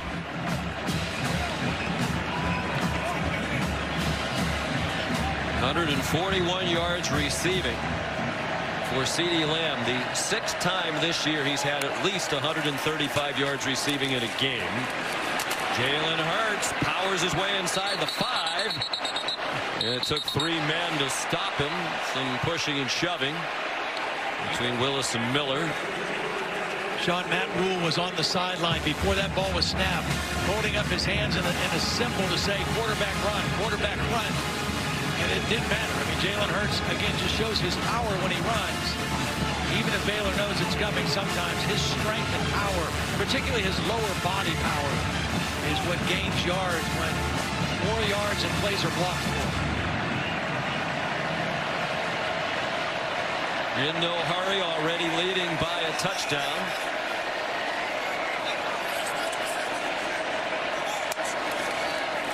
On second and goal. Brooks smothered back at the 7 by James Lynch, who with 2 sacks today has 12.5 for the year. That is the single season record. His family here enjoying that. He broke the record set by Sean Oakman of 11 sacks back in 2014. There's his mother Sherry, who told us about as vocal a fan as you will find in college football.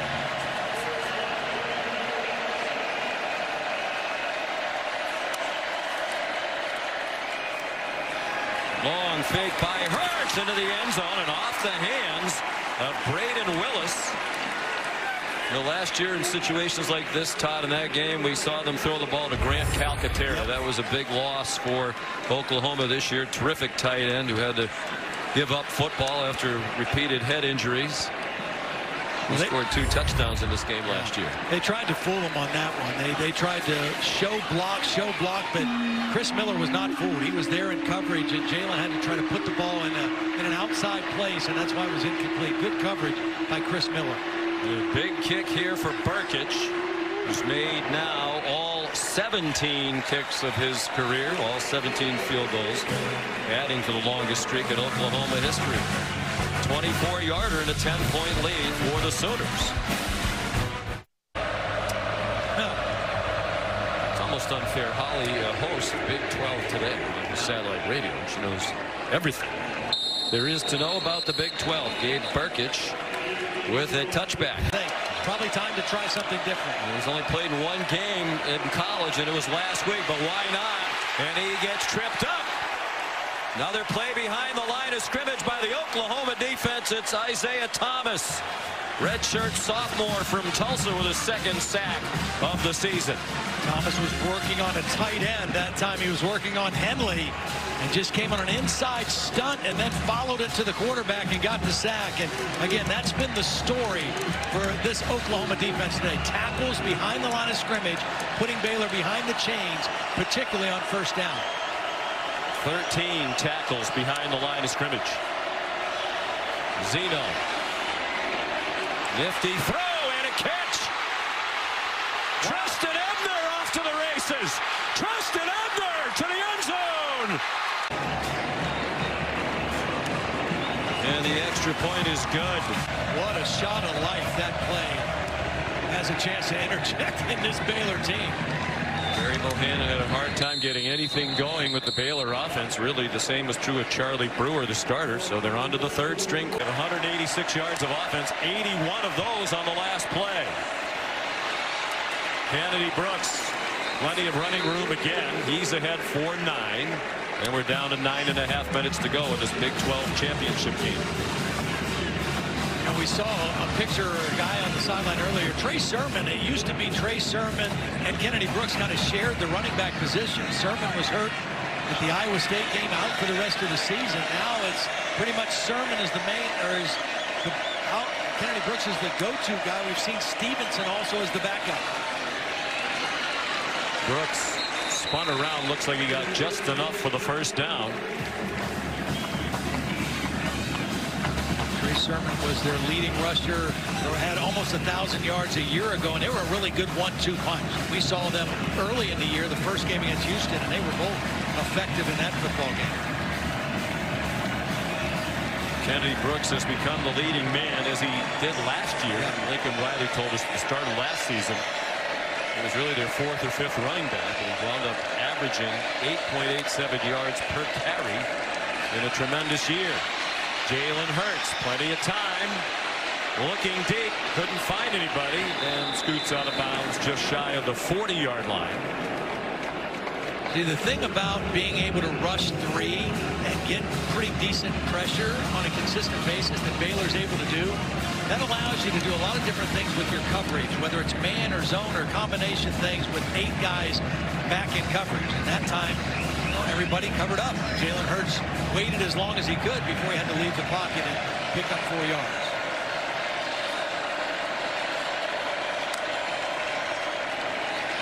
This time Baylor crowds the line of scrimmage. Hurts got it off. Another first down. Ramondre Stevenson across midfield and powers ahead to the 47-yard line. Ramondre Stevenson just kind of snuck out that time. Watch Stevenson come from this side of the backfield. He's going to go right into the line and almost duck like he's hiding. And then he's going to slip into the back, in the middle of the defense. Ducks, gets up, and gets behind the linebacker for the completion. Junior out of Las Vegas. Newcomer to Oklahoma. He's out of Cerritos Junior College. Stevenson again. No gain this time, and we're halfway through the fourth quarter now. I think you'll see Lincoln Riley have Jalen Hurts take lots of time here. Keep your foot on the pedal. Don't get complacent, but don't be in a hurry. Use the clock to your advantage. You know your defense has played lights out. They've given up a couple plays, just kind of fluky kind of plays. You got another freshman quarterback in the game. Use the clock. Pressure up the middle. Kennedy Brooks ran past that. Turned it into a gain of a couple as James Lynch missed. He hasn't done that very often during his time at Baylor. Here's a mammoth third down play. I would say this might be the play of the game for Baylor's defense right here. Under 7 minutes. Your third string quarterback in. You're in the game down 3. You got to get a stop here just inside the 50. Not in field goal range. And you wouldn't think they would go for it unless they got much closer to the line to gain than the 9 yards they have to make right now. They stick with a 3-man rush. Hurts across the line, shoved out of bounds. A gain of a yard. It's 4th down, and Lincoln Riley has a decision to make. Oh, you got to punt the football, Sean. Your defense has played lights out. I mean, you got to play complementary football right now. Pin them down and let your defense continue to win the game for you. Well, last year there was no way in this game we would have said lean on your defense. No we doubt. Talked about Oklahoma. What a turnaround. And not just today. I mean, all season. They have had their moments where it started to go sideways on them, but by and large, incredible improvement from last year. Reeves Munchau to punt.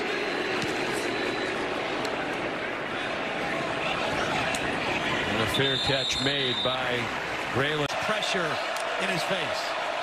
This guy is Jacob Zeno, just came off the bench. He's on target again. What an arm he has displayed, and they finally get a ball to their leading receiver, Denzel Mims. His first catch of the game, good for 18 yards. There is a flag back near the line of scrimmage.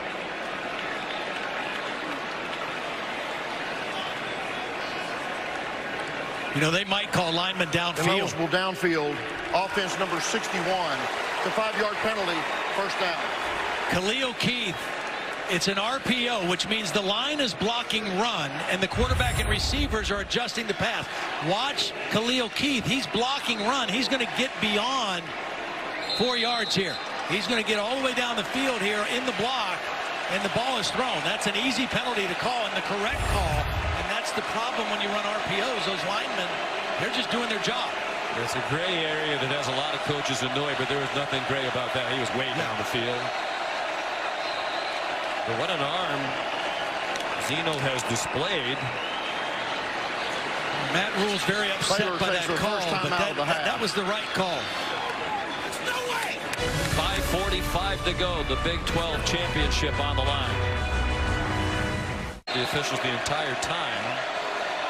During that timeout, 1st and 15 from their own 5. True freshman Jacob Zeno just entered the game. Showing off a strong arm, and he's on target again. It's Chris Platt. All the way to the 10-yard line. Now, we had a hard time identifying him because he's usually number 14, but you can't have 2 14s in the game. Zeno's number 14, so Platt had to switch to 12. They did a great job faking the bubble screen. Platt looked like he was going to block and then turned upfield and showed the speed. Well-designed play during that timeout. And a big chunk play that the Baylor offense desperately needed. And how about the poise and the arm talent of Jacob Zeno? Every ball he has thrown has been a rocket on target. He threw an 81-yard touchdown. That's an 80-yard play. And they're in field goal range at the very least with 5 minutes to go. Treston Ebner stopped by Delarian Turner-Yell. The 81-yard touchdown was the longest play given up by Oklahoma since 2015, and now they come back with an 80-yard play. What a great design of the play. Excellent play call that time by Jeff Nixon, co-offensive coordinator. 4.5 to go. The winner of the Big 12 champion, and if Georgia loses tonight, very likely into the college football playoff. Treston Ebner, room outside. And a good tackle by Pat Fields at the 10-yard line. Wasn't a very good job by Nick Bonito, who had the game-saving interception in the game in Baylor a couple weeks ago. That time he did not set the edge of the defense, came inside and enabled Ebner to get outside very easily. I believe that was a mistake, him moving inside on that play instead of taking care of the edge of the defense. Playing without Brendan Radley-Hiles, starting defensive back. There's Baylor playing with its 3rd-string quarterback. Already a legendary performance. This is the kind of performance you put your name in the books forever. On the run, he throws too high. looking for Chris Platt, who now has no name on his back. They try to roll the quarterback, get a little mesh, a little rub route. Good coverage that time by Turner Yell, I think, that was in there. So now Mayers, we talked about how this redshirt freshman has been clutch all year. He's 2 for 2 today. He's trying to tie it with a 28-yarder with 3.5 to go. Now it looks like it'll be 27 as they set up. Skyler Wetzel, the holder. The kick is good, right down the middle. Beautiful design.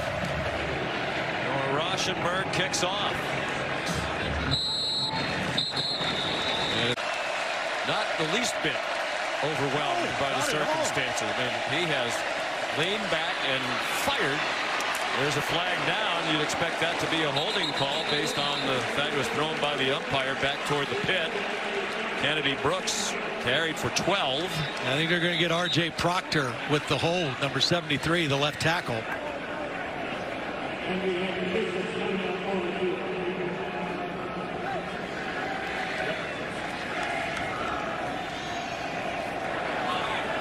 Holding. Offense number 73. 10-yard penalty from the previous spot. Replay first down. R.J. Proctor. Meanwhile, Kennedy Brooks and Chris Miller are still down. Yeah, it was a hard collision right in the middle of the field with helmet contact. Remember, we talked about Chris Miller has already had 3 targeting fouls on the year. He goes in with his shoulder that time. He didn't lead with his helmet, so he did the right thing there. Kennedy Brooks lowered his head. Just a hard physical collision at the end of that run. Miller walks off, and Kennedy Brooks still down. You can see that they're grabbing at the back of his neck. Again, there's Trey Sermon, who was lost after the Iowa State game. Ramondre Stevenson, who we've seen a decent amount of today, will be the guy in there now. It's good to see Brooks has been moving his legs. I think that was at the request of the medical staff. He kicked both legs up into the air a moment ago.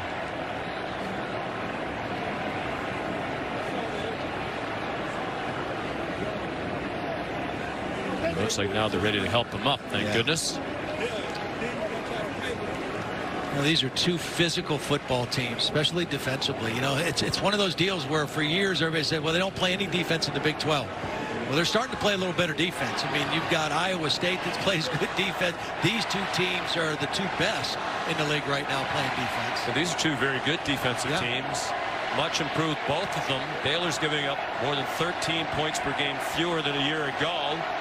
That was the 4th biggest improvement in the country. We chronicled earlier Oklahoma's dramatic improvement. And last year their offense was historically great, but the defense was so bad that the committee had to ponder leaving them out of the college football playoff because the defense was worst in the country against the pass. The committee won't have to worry about that this year if Oklahoma is under consideration. Well, this is going to fall on Jalen Hurts now. He's had magical moments in conference championship games like last year when he came off the bench, and this game is falling squarely on his shoulders right now. With 3:16 left in a tie ball game, this is what he came to Oklahoma for. Opportunity to do something like this. Win a championship and hopefully get his team into the college football playoff. Set the game clock to 3:23. Number 3 on the defense was injured on the prior play. He had to leave. Set the clock to 3:23 and started on my signal. And the reason Mike DeFee made that announcement is Chris Miller actually ran back onto the field, wanted to play this snap, but he has to come out. So if you're Baylor's defense now, you've got to handle the 1-2 punch of Oklahoma. You've got to get that guy on the ground and that guy on the ground. Hurts and Lamb. Ramondre Stevenson is the running back. Hurts flushed to his right. Throws on the run on target. CeeDee Lamb as you said, you can't lose him, Todd, and they did, almost to midfield. It's almost a by design quarterback leave the pocket against this three-man rush, because that's a long developing play. The quarterback rolls out, Lamb goes from one side of the field to the other and just gets behind the zone defense. When you only rush three and you have a quarterback like Hurts, if he gets outside and contained, you might get a problem, and that was a problem. 31-yard gain. Now back to the run with Ramondre Stevenson. Terrell Bernard drove him back. He's been a big part of Baylor's defensive success this year. Their leading tackler wasn't even a starter middle linebacker, but Clay Johnston was injured. Bernard stepped in. He's been outstanding. Unbelievable. I mean, both guys had great years when they were playing. Both of them made second team all Big 12. Bernard came into the game tonight with 95 tackles, far and away the leading tackler on the team. Well, Johnston only played in 6 games. He's their 4th leading tackler still. Good rush. Hurts steps up away from it and gets ripped down from behind by James Lynch. Short of the first down. They're into Baylor territory at the 47. We're under 2 minutes to go in a tie game. Baylor and Oklahoma tied at 23 for the Big 12 championship. And should Georgia lose tonight, very likely the winner of this one will go to the college football playoff. This down and distance, Lincoln Riley's got a lot of options if he wants to run or throw. Burkich's long field goal is 50.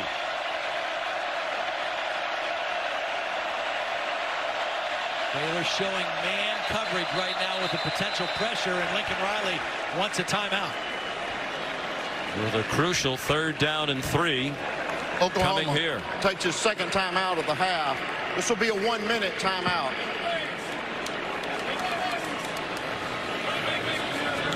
Well, it hasn't always been pretty. No. But it sure fun, has though. become exciting. Yeah. What Jacob Zeno has done in this game, to me, is the most remarkable thing. But how about this key 3rd down and 3 here? Yeah. Where do they go? Well, I think they put the ball in Jalen Hurts' hands. I think they give him something where he has the option to throw if it's there and run if it's not there. I mean, he's their leader. He's their guy. He's got him to this point. And I think you keep it in his hands here. And you might even be thinking 2-down territory here with Jalen Hurts having it twice. Well, that would be risky near midfield. Jalen Hurts making history. Oklahoma now with 1 timeout left. Baylor has 2. Jalen, the first player ever to start at quarterback in a conference championship game for 2 different schools. Yes. Did it, of course, for Alabama. A couple of years ago, came off the bench to win it for them.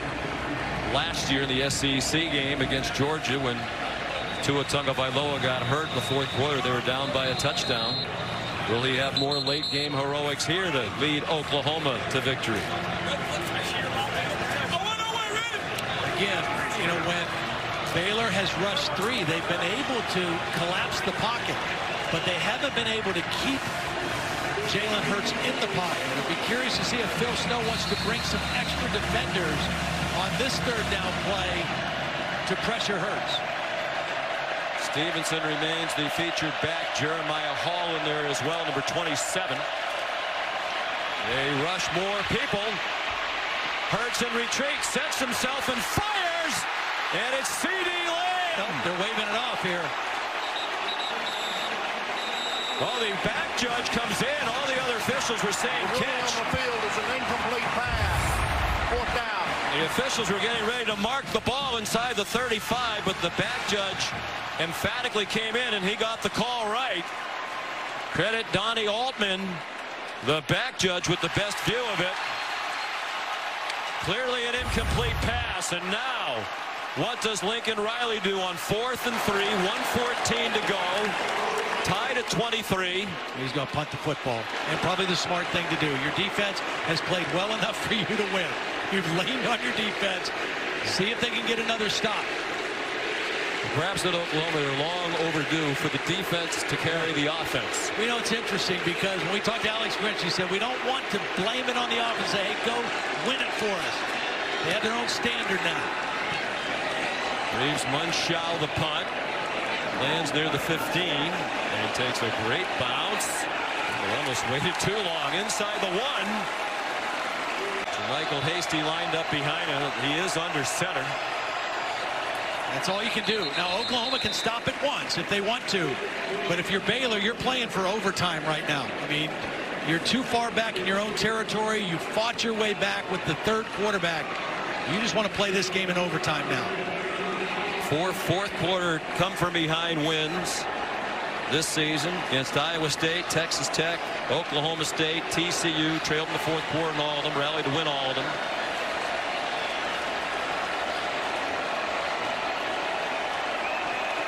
They were down 20-13 entering this fourth quarter. Get down. Zeno again. I mean, so many of these quarterbacks now come out of high school with these spread offenses. Right. They're never under center. A lot of times they arrive in college, they have to be taught how to take the snap from center. Neither team's going to stop it.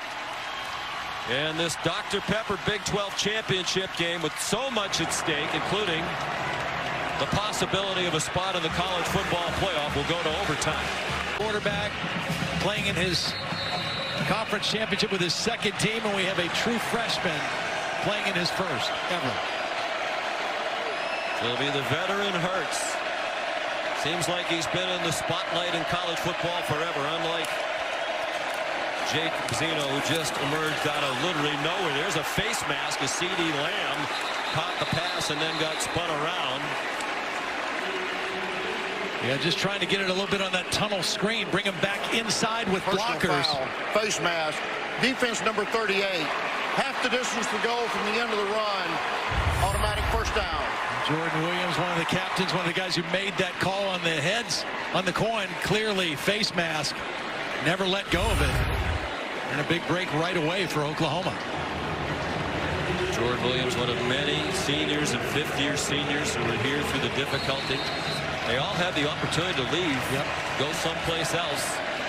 Some did. Some stuck with Matt Rule. They said they believed what he was preaching. And boy, did what he promised turn out to be true. Playing for a Big 12 championship right now. On 1st and 10, Jalen Hurts inside the 10. Powerful run.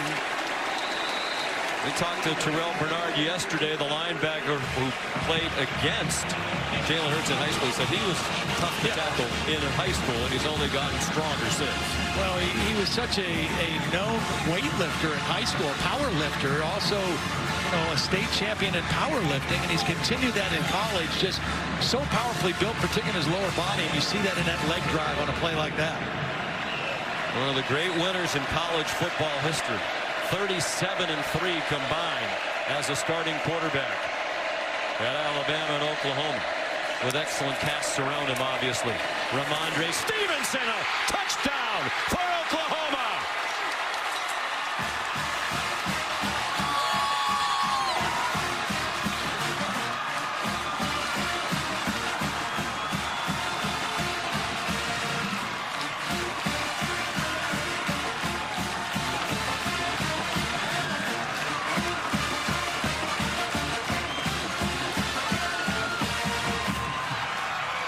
And here's a big extra point for Gabe Burkich.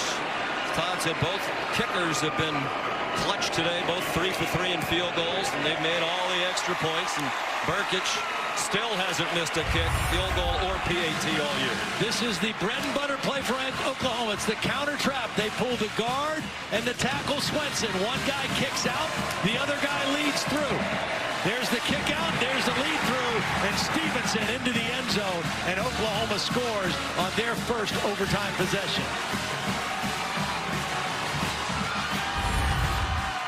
So it's a 7-point lead. Baylor will need a touchdown.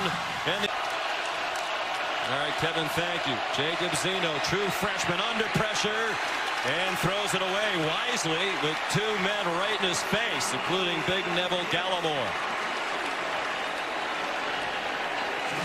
Yeah, Gallimore just whipped the center on that play. Sam Tecklenburg, number 52, the center, got whipped right away. So Alex Grinch, in a situation like this, you know you have the 7 points. The worst they can do is tie you. Right, be aggressive. True freshman quarterback in the game. Wouldn't you keep coming after him as they did there? Go after him. Motley's done a great job on Mims all night. I say bring extra people and see what the quarterback can do.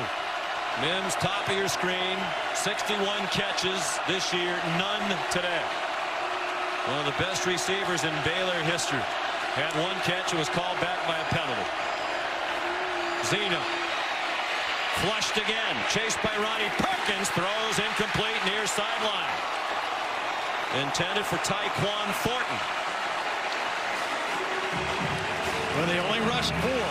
They dropped into zone again. I mean, this has been a change. At the end of the game in Waco, they played zone on 2 particular plays in a row. The last 2 plays. The last one was an interception. Let's see what Alex Rich dials up here on 3rd and 10. Showing zone again. Most of the fans here at AT&T Stadium on their feet. Sizable Oklahoma contingent making a lot of noise, trying to make it tough for Jacob Zeno. Under pressure again and planted back at the 35-yard line. Nick Benito, Jalen Redmond leading the way for the Sooners. Well, watch Benito. He's a linebacker lined up right here. He's just going to come right inside the left tackle. Just beats Connor Galvin right off the snap and right up the middle. And Redmond there to finish it off. But when that pressure comes right up into your lap, there's not much a quarterback can do. So Baylor using its 1 timeout for the overtime.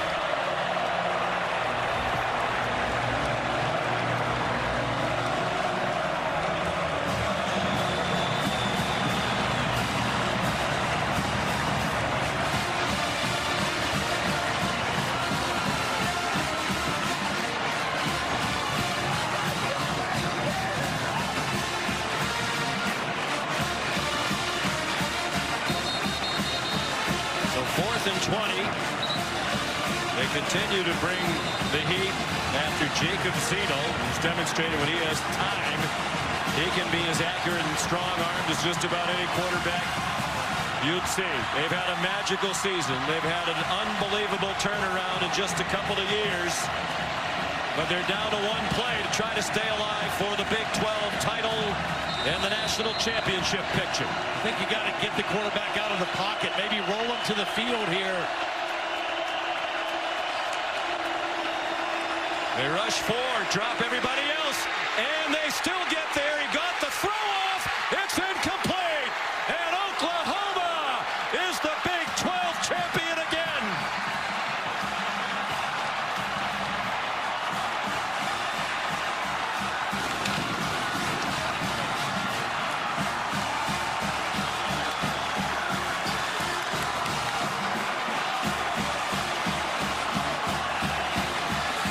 Their 5th straight conference championship. Clemson will have a chance to match that in the ACC tonight against Virginia.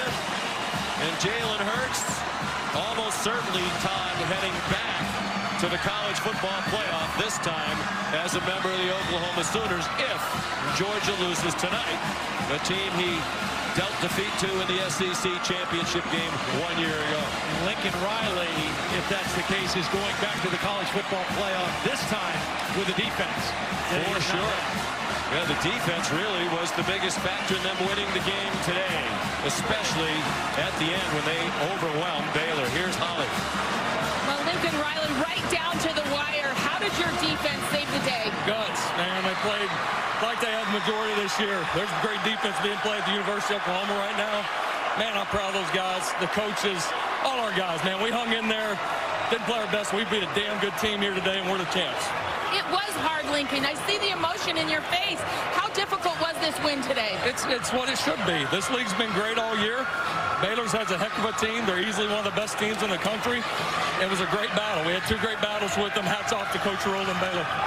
You've had a special quarterback in Jalen Hurts. Jalen. I don't care about that, bro. What's up, bro? Good stuff, man.